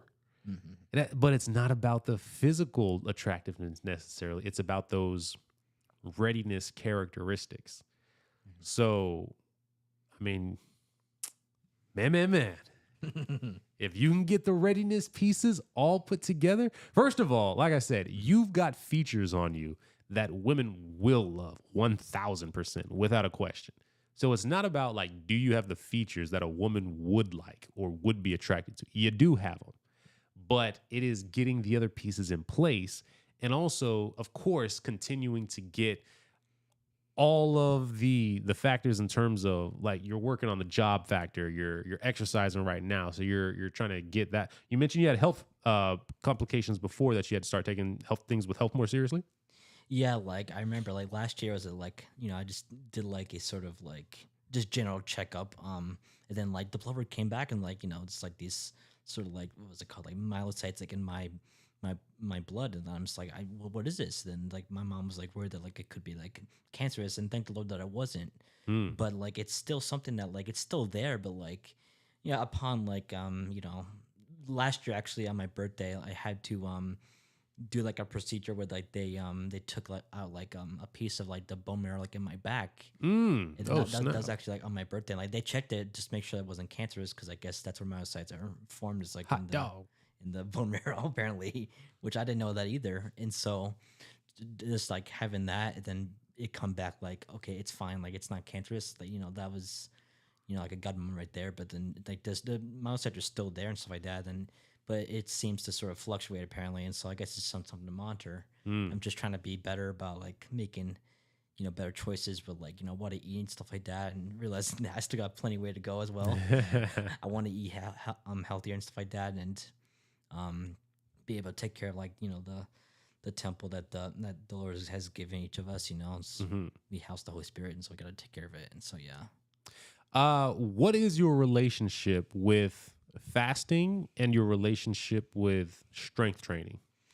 So with fasting, like I've done it a few times, and I've really just done it in terms of just like just like looking for some sort of like breakthrough, I guess you could say.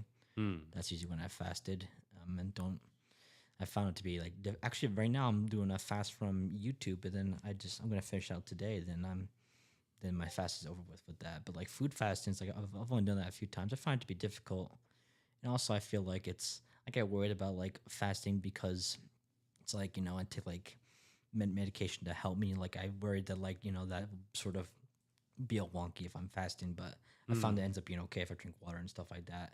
Maybe have like a small snack or something like that. Yeah, for sure. Like fasting in terms of being able to do it in a way that isn't hyper detrimental to health. I know that electrolytes play a huge part of that.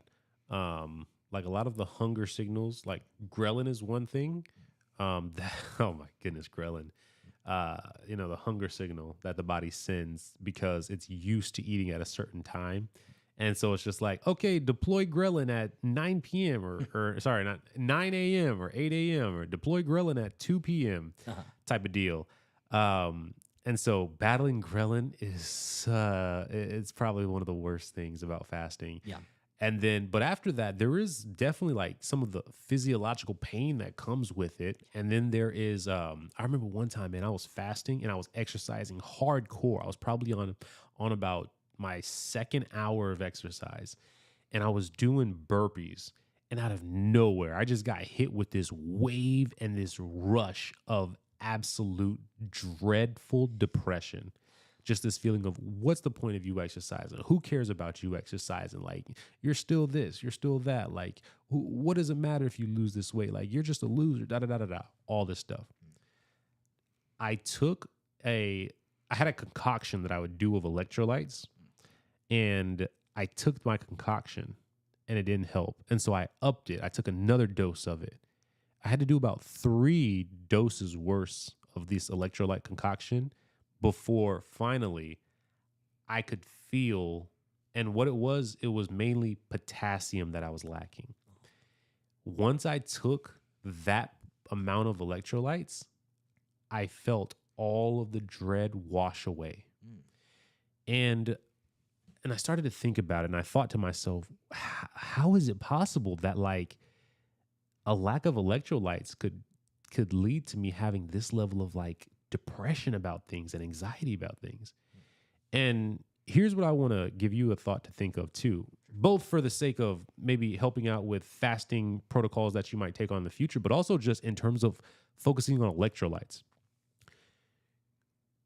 What is the source that your muscles use, and what happens to muscles when they, like, what is the reaction that a muscle has from a lack of electrolytes?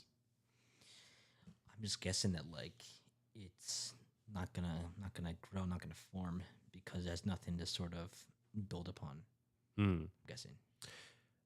That is, it's not going to build, it's not going to form. Well, that's more of a protein synthesis thing that occurs there, and like a fat utilization. So in terms of muscles and being able to function in terms of like spasms, for example, you ever had like a spasm from somewhere and you're like, oof, this right here, or like you feel like a pain like in like a calf or something like that? Yeah, I a lot of times I get that like in like one of my feet or like one of my legs, like the like right behind like the kneecap, like in that area. Most of the things that we feel wrong with us literally comes down to electrolytes. And so the muscles, when you don't have enough potassium in them or magnesium, both of those things help to balance out because they help control a certain amount of water that comes in. It helps to control for how your actual neurons pulse and fire towards each other. And with a lack of potassium, like magnesium is well known for the fact that it helps to relax your muscle. And potassium helps with, oh my goodness, it's been so many years since I was in the books, but I started thinking about how important electrolytes were to our muscle functions. And then I started thinking, what is the biggest muscle in the body?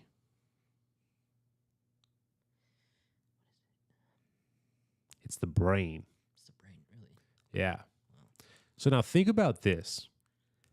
if our muscles, if we can feel these pains in our feet and in our calves and in all these different pieces of us, if you exercise and you don't have enough of the healthy things afterwards, some avocados and some things with potassium, magnesium in them, you feel all these spasms happening in your muscles. What do we expect our brain to be doing if we're lacking electrolytes? Oh man, yeah. That's at that point it just wouldn't be functioning at its peak. Right. So I think about like that moment that I had where I was this washed with dreaded depression, anxiety all at once hit me out of nowhere. And I'm like, my brain literally was like shutting down from lack of electrolytes. Wow.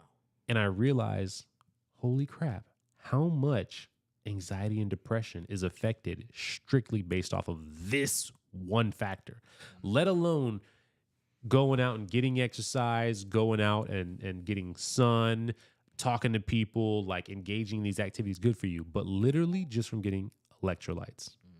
And so something I would encourage you to is make it a point to track your electrolyte intake, especially mainly your healthy salt, something like a sea salt or pink Himalayan salt, your potassium intake, and also your magnesium intake. Figure out what is the proper amount for you to be intaking with those for someone of your height and your weight, and try to properly take the right amounts of those going forward. Just see what the difference is of that. See what you're doing right now on a regular and see what it's like to get the proper amounts going forward, and see if there's a difference in certain moods, certain ways you think of things, and mood changes. Okay, yeah, I'll definitely try that out. Yeah, I didn't really think about that, but honestly, yeah, I feel like what we intake, what we eat, like it could be a huge factor for us and how we feel mentally, physically. Yeah, 1000%, man. 1000%. makes sense. All right. I know that we have a show. This computer has gone off 3 times over here. That's how I know. Oh, it's 4:15. Hot dog. So we've been going a good little bit here. So before we go to some of the closing segments, were there any other conversational threads you wanted to pull on? I think that honestly covers it. Like I think we talked about a lot of good stuff with sort of these stressors and stuff like that. Yeah, man. It's definitely been good. And so at this time, what are the 3 main takeaways that you would want for someone to hear from this conversation and be able to take for their life going forward?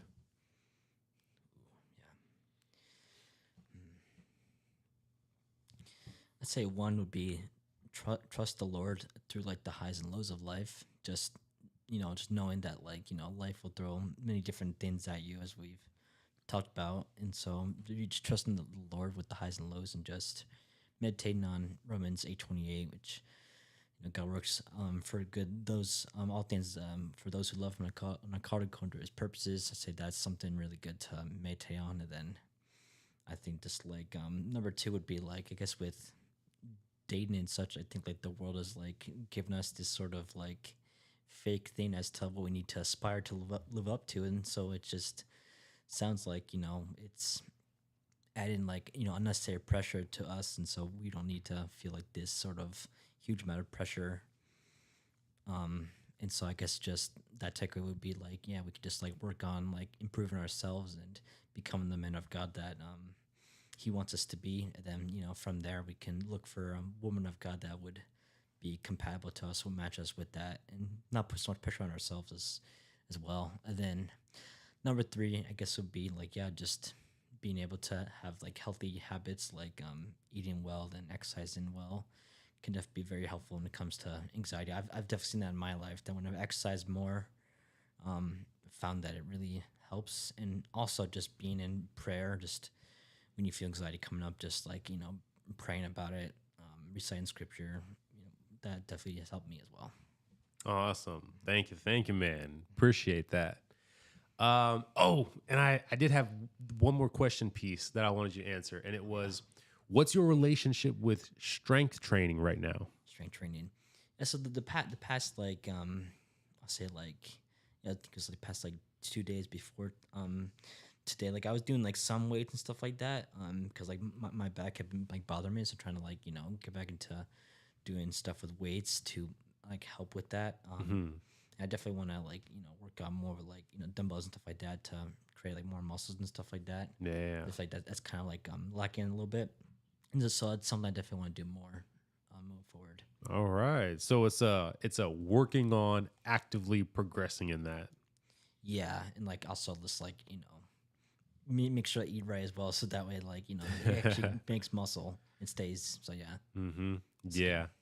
The number one most important nutrient that people like across the board are starting to agree on that we are chronically under consuming. Do you know what that is? I'm gonna guess it's like protein. Yes, sir. What is your current protein intake on a regular basis? Oh man, it's not super consistent. Like It can be hard. yeah, I mean like the other day I made like some shrimp and some rice, and I was like, okay, this is a good meal. But then also being like, okay, well, I don't have the vegetables in it, so like having like well balanced meals is something I need to be better at. It's like actually making those better choices to have those well balanced meals, to give me the nutrients I need. Yeah, It's definitely not there right now. I would say if you just made it a point to get, let's see, you're 5'10". How much do you weigh right now?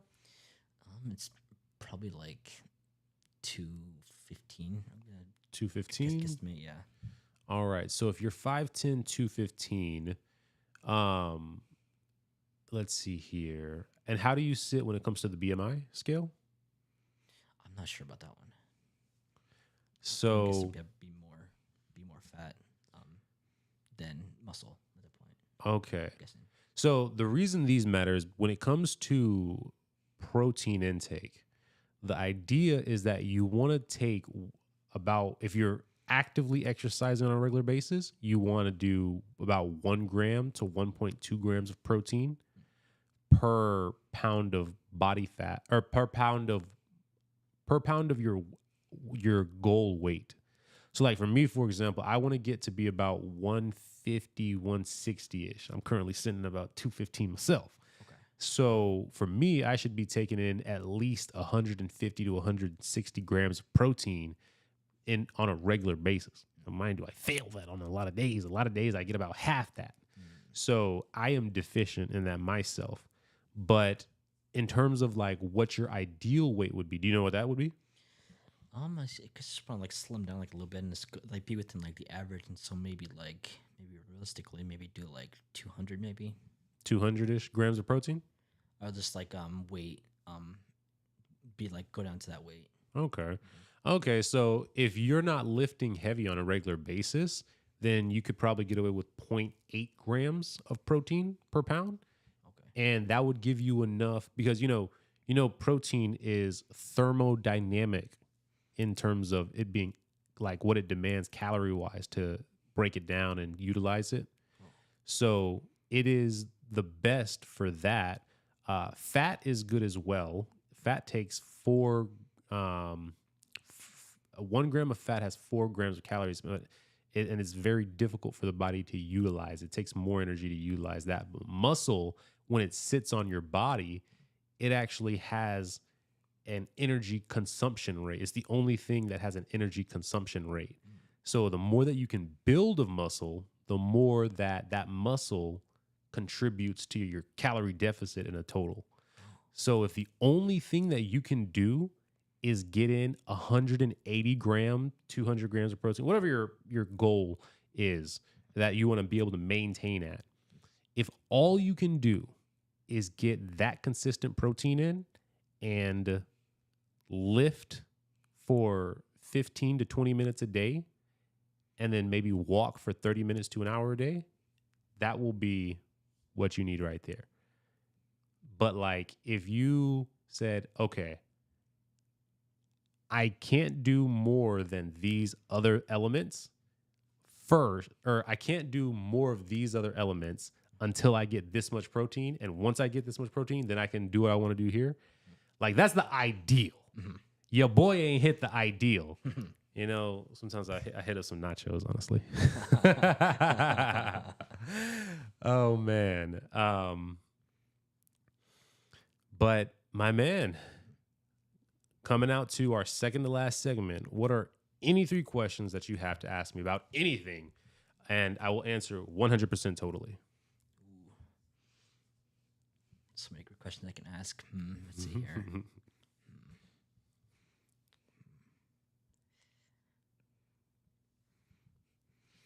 Okay, I've heard it like stated like in different ways, but like I feel like a lot of like Christians in general are like, okay, like if it's God's will for my life to find a spouse and stuff like that. I guess like my question is like, where do you stand on that when it comes to like the sovereignty of God, like within our choice of finding a spouse, and also like our effort that we need to put in as men to pursue a woman. Yeah, great question. So with that, I would say that I honestly, I would say I agree. And I think that if we look over like the way that I've broken it down, like, hey, either a woman will find you attractive or she won't. I think that comes down to how is she made?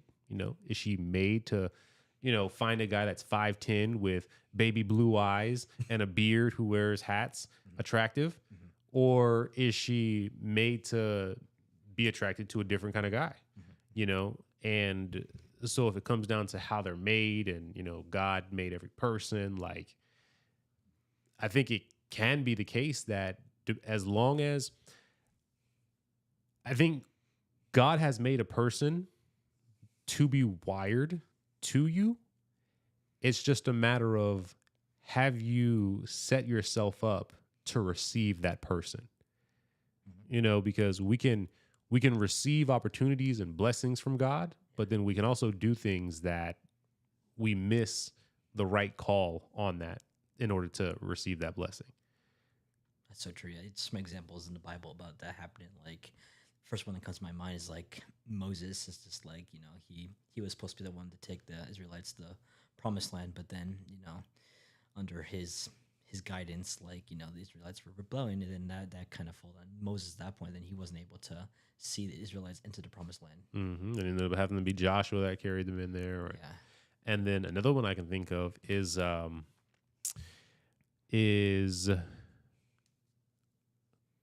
his name Garrick in the book of Judges, the female judge, and the soldier that she instructed. I forget what his name was because he didn't do the job.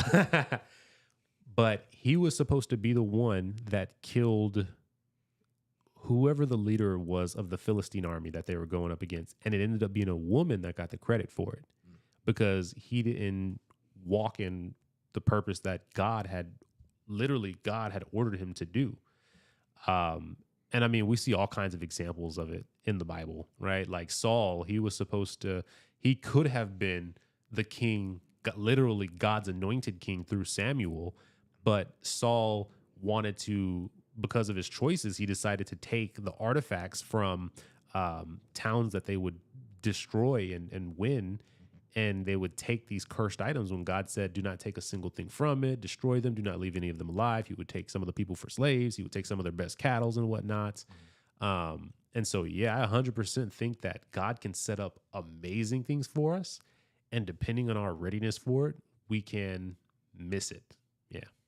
That's really good. That makes a lot of sense because then that perfectly marries those two things together. And it's like, well, yeah, we got to put in our effort, but then also it's like, it's God guiding our steps as well. So, yeah. Mm-hmm. Yeah. Thank you. Let's see. What's another one? Let's see.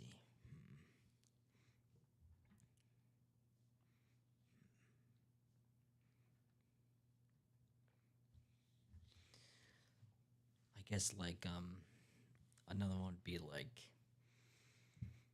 sort of like if someone's out there like looking for a future spouse, and it's like, would you say that like they need to have like all their like most glaring issues like figured out or like dealt with, or do you think that someone could totally like walk into like a relationship or marriage and like still be a work in progress in that way? I would say every person walks into a marriage still being a work in progress. Um, and a lot of the refining that happens gets done in those relationships. I think a person has to have decent enough habits and decent enough traits in order to get to that point. And a person has to have put in a certain amount of work, whether it's in the financial side of it, whether it's a health side of it, whether it's a spiritual side of it. But a person has to put in a certain amount of work to get there. But it is never the person being resolved in all of these background issues will never be the determining factor of if they can get married or not. Getting married, honestly, the getting married part is easy. What's harder is maintaining it and having it be good and holy throughout the duration of the life. That makes sense. Yeah. All right, then the last question. Let's see.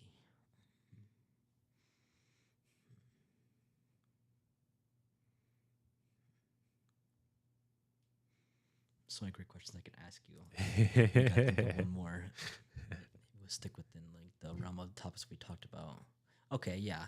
The last one would be like, you think it's possible for like a man of God to still struggle with anxiety, but be able to lead well in a marriage and have that be something that's like, okay, like he struggles with anxiety, but he's able to manage it, but like it's not completely like gone, but like, you know, he's doing his best, and you think like that's acceptable, I guess, to a, you know, strong woman of God.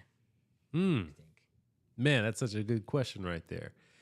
I would say for that,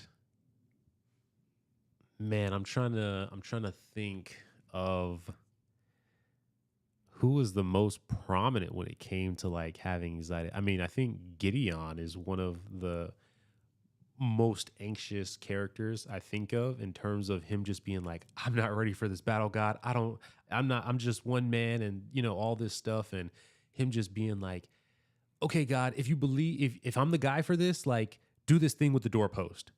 Well, okay, God, I know you did this thing with the doorpost, and I know that you're really serious, and I'm sorry to test you again, but like, could you do this thing, like this other thing with the doorpost? Okay, God, you did the other thing with the goalpost or with the doorpost. Okay, thank you, God. You know what I mean? So, like, I think God and a man of anxiety, I think that 100% those things can work in tandem. I think that a wife and a man of God who struggles with anxiety 100% can work. What is the big thing that has to happen in that case is that if this anxiety becomes the louder voice over God's voice, that's where there can be the problem. And it can even be rooted in good reasons for the anxiety, the desire to provide for the wife, the desire to take care of the children, the desire to be the man who provides. These are all legitimate reasons for that anxiety. But when the desire to fulfill those things causes you to ignore what God's promises to you are and what his wisdom is to you and how he tells you to engage with the struggles that you encounter, that's where the issue comes in. And I would say that in that case, like a person especially needs to make sure like, hey, my brotherhood foundation, my Paul's and Timothy's are really in place for me. So that way I've got the bases needed to like be able to disperse this energy where it needs to go. Because the woman can get to a point where she's able to speak life and encouragement, but of course they have a meter to them as well. And so can things work out between them? 100%. But man, let that guy know what the priorities are to set up around him. Mm-hmm. Yeah, man. That makes sense. Yeah. Awesome questions. And so as we bring this thing to a wrap, my man, what is it that the audience and I can pray for over you. I guess just prayers for the Lord's will to be done with my job interview tomorrow. Then just guidance with where He wants me to work and where I'll be living in terms of like how He'll provide for me in that, and yeah, just also just encouragement to continue growing in Him, and then trying to walk as I'm trying to pursue like dating and become more a man of God, just like to do so like by the guidance of the Lord and not by what I want. So, yeah. Absolutely, man. So at this time, audience, please join me in prayer for Bryan. Dear Lord and Heavenly Father, we thank you, God, for this time where Bryan and I were able to come together, have a lunch together, schedule a day for the podcast, and be able to just look at all of these different aspects of life and how these feelings of overwhelm, of anxiety, how they can process in our minds and the battles that we can go through, Lord. And thank you for us being able to have a fruitful conversation. And we pray that if there are any men who empathize with any of the anxieties Bryan has expressed, whether it's in the dating field or having a partner, being with a partner, the certainty of God's promises, or the work environment and knowing what God has for you in that realm, I pray, Lord, that they are able to be encouraged by this conversation. Dear Lord, I want to lift up Bryan in this time and really just echo his prayers, God, that whatever your will be for him when it comes to this job, God, would you see him through this process, Lord? And if this is where he is able to work his spiritual gifts, this is where his talents are able to truly shine through, his experience can be in play, God, then Lord, allow him this job, give him that role, and allow him to shine in this position and be able to grow in that career field, God. And Lord, in terms of everything going on and with where he's living right now and what's going on in his personal environment, Lord, comfort him in those regards, Lord. Allow him to see a path and guide him in that path of what is his next step. We know that you have plans for us, plans to prosper us, plans to take care of us. These things can come on your timing and not our own. And so, Lord, I pray that in any way that he may find a time of struggle, a time of uncertainty, that he will always remember that you have a plan to prosper him, even through whatever struggle he may encounter. And so, Lord, may we hold on to your promises. May we walk strong and assured in your word. And may your will be done in his life. We pray this in Jesus' name. Amen. Bryan, my man, thank you for your time spent here on the Inspired Challenge podcast. And for everyone watching, thank you for joining in. I hope that you've enjoyed it. And definitely any thoughts that you have for Bryan, any support you want to throw for him, leave it in the comments. I've been your host, Devontae Colonel, and we will see you guys on the next episode of the Inspired Challenge podcast. Take care. And we are out. Nice. Woo-wee. Good stuff, my man. Hey, yo, there was at